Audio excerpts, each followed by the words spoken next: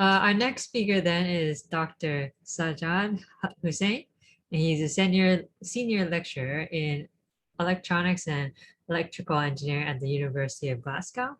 He has served previously at Electrical Engineering Department in Capital University of Science and Technology, Islamabad, Pakistan, as an associate professor.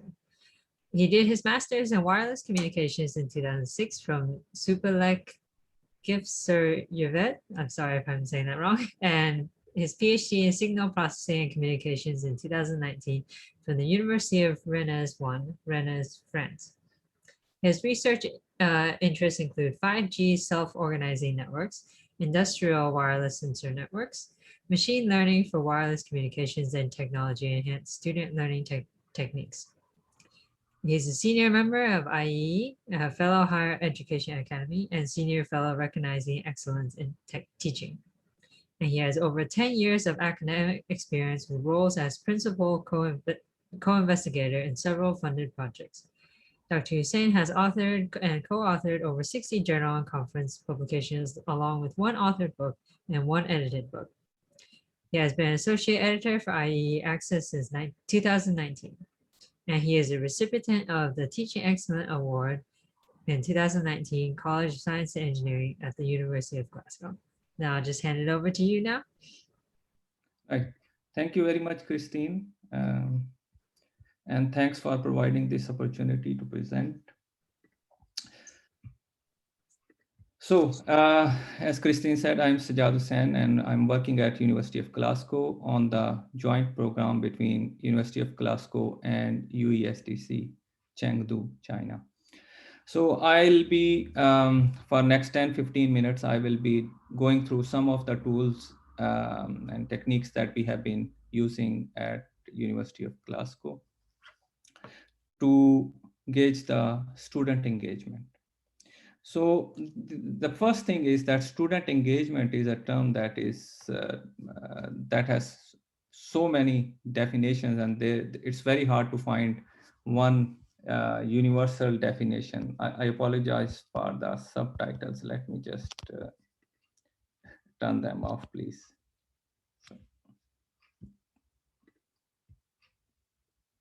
Sorry for that. Right. So in the absence of a universal definition for student engagement, it becomes very hard to actually gauge the student engagement. And what I'm going to talk about in the next few slides is basically based on some of the concepts taken from these definitions by Troller. So he categorized the student engagement with respect to behavior, emotions, and cognitive engagement. So behavior engagement is whether the students are attending lectures or participating in the discussions or not. So this engagement can be positive, negative, and altogether non-engagement. So negative engagement would be boycotting the lectures, while non-engagement would mean they are skipping the lectures without any excuses. So emotional engagement would lie whether they are showing any interest in the discussions or lectures, or getting bored, or rejecting the discussions altogether. And as far as the cognitive engagement is concerned, so how the students are performing in terms of their cognitive learning. Are they performing, meeting the assignment requirements or not?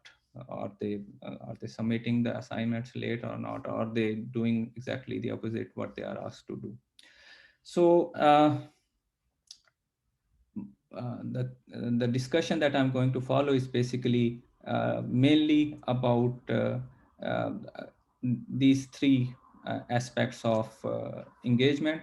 We know that the student engagement, it can vary from only attending lectures up to the students participating in the curriculum design. So I'm not going to go in that domain, but just staying on these three categories. I'll briefly share some of the tools and techniques that we have tested. So the first spring of 2020, the first time we went into lockdown, I used Microsoft Streams as a tool to enhance student engagement and then gauge. So it's not only about how many students are watching our videos.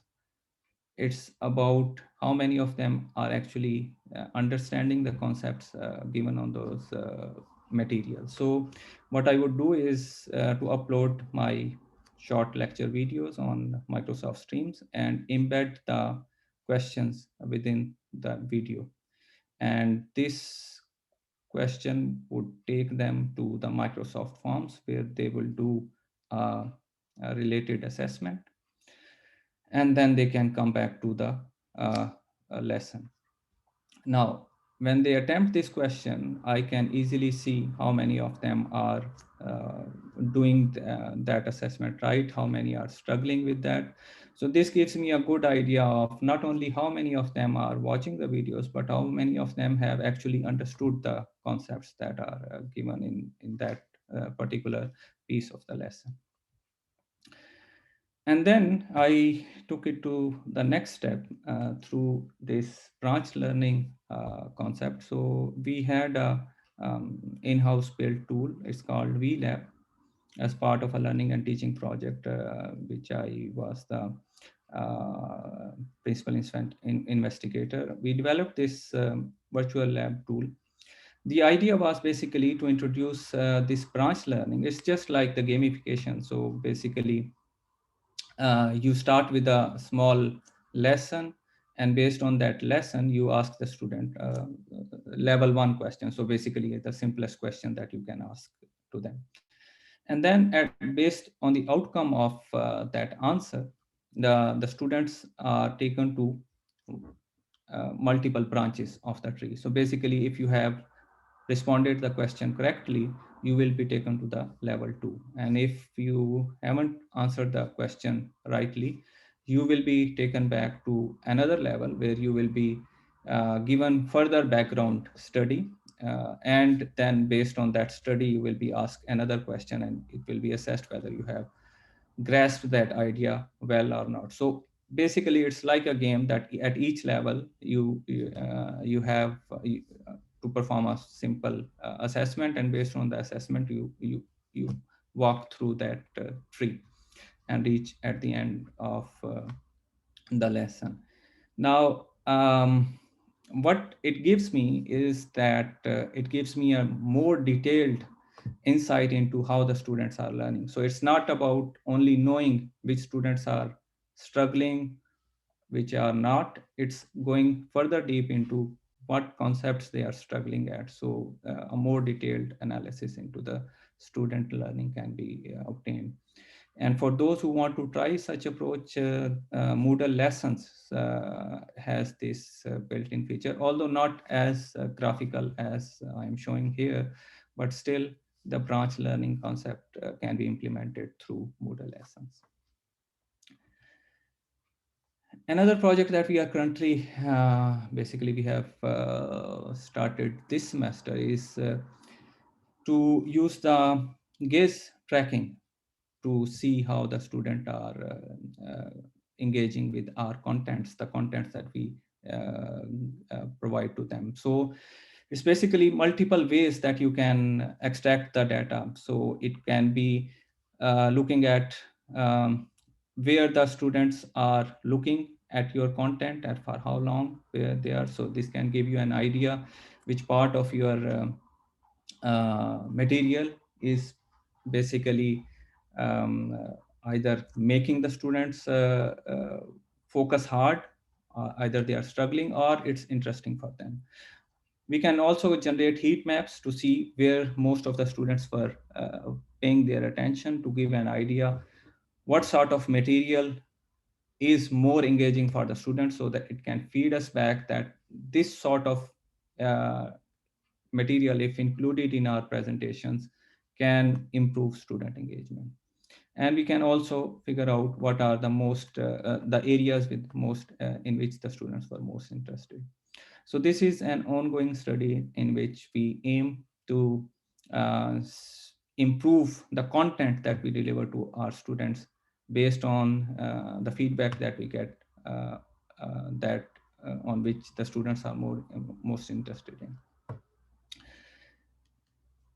Another project on which I'm working is that how we can gauge the student engagement by the facial expression recognition. So we can we can see whether during an online session to what side the students are looking at. So whether they are focusing on their screen or looking on their phone, for example, whether they are yawning or not. So the mouth aspect ratio can give us whether they are bored or not, and the eye aspect ratio. So if they are feeling dizzy or dozing during our lectures, or so these are some of the imaging processing techniques that we are trying to use uh, for getting this sort of data for the online sessions. And finally, there is a university-wide project called Alarm Bell that we have developed at the University of Glasgow. I'm just given a very brief snapshot of that data that we can extract from our alarm bell dashboard, but it should give you an idea that we can extract the data from all sort of engagement platform, learning platform that we're using, whether it's Moodle or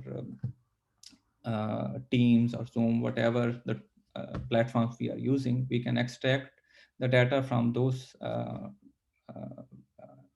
platforms and see, for example, how many students were attending the lectures, or uh, whether they were posting something on the forums or not. And all those data is taken into account. And then, as previously Ethan was speaking about, creating the correlation between the student attendance, for example, and their grades or their performance on some assessment. So everything is encapsulated in this tool.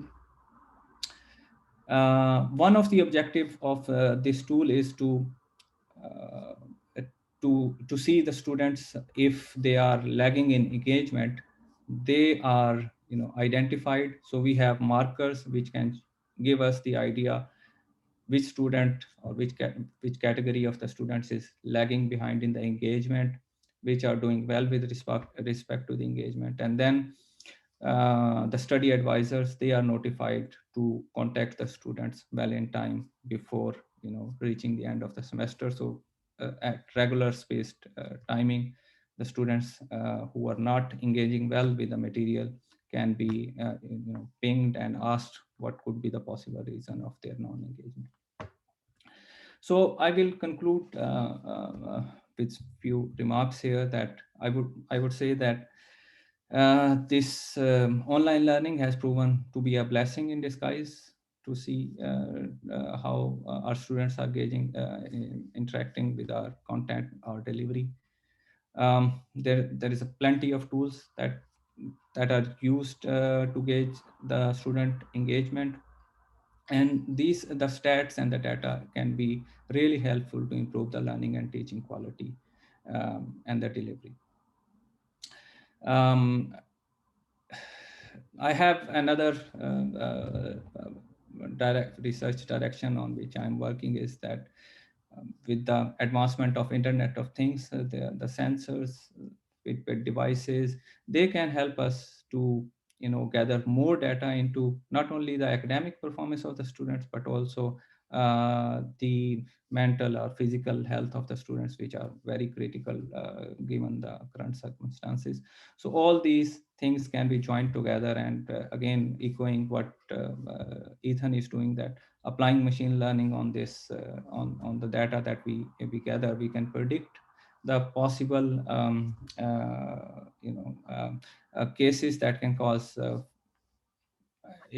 troubles in the future with regards to the academic performance or physical or mental health. So this data can be used proactively to reach out to those students and improve their learning experiences. So with this, I am very much thankful, and thanks again for providing the opportunity, and I'm available for the questions. Thank you so much. In the interest of time, do you mind if we take questions all at the end after the next speakers? So I'm sorry about that, but we're running a little quick on time. Okay, then thank you again for that really interesting talk. Kind of cool how it ties in together with the talks beforehand.